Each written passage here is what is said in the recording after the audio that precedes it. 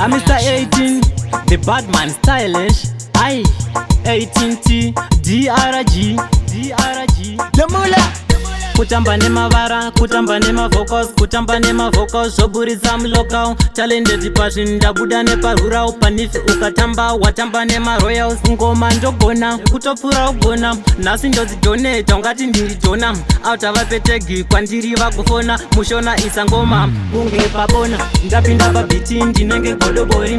Kumanya mangoma, kusvika vatisorry. Tumirai chigrupu chindiongorori. Kumanya mangoma, ine ndizvo zvanditori. Ndapinda pabiti, ndinenge godobori.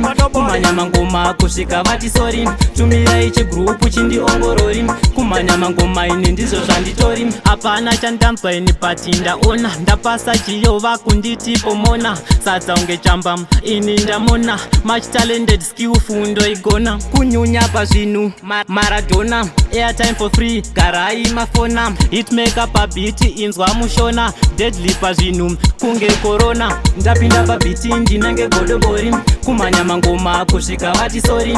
Tumirai chigrupu chindiongorori. Kumanya mangoma, ine ndizvo zvanditori. Ndapinda pabiti, ndinenge godobori.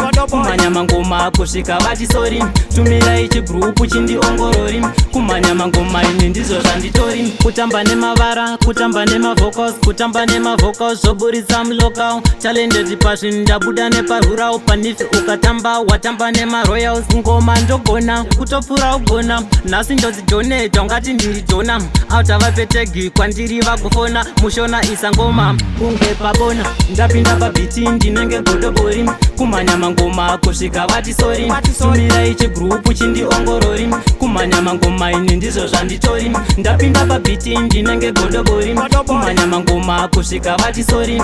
Tumirai chigrupu chindiongorori. Kumanya mangoma, ine ndizvo zvanditori. Ndapinda pabiti, ndinenge godobori. Kumanya mangoma, kusvika vatisorry. Tumirai chigrupu chindiongorori. Kumanya mangoma, ine ndizvo zvanditori. Ndapinda pabiti, ndinenge godobori. Kumanya mangoma, kusvika vatisorry. Tumirai chigrupu chindiongorori. Kumanya mangoma, ine ndizvo zvanditori.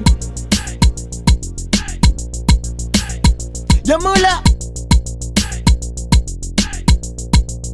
Monla Productions.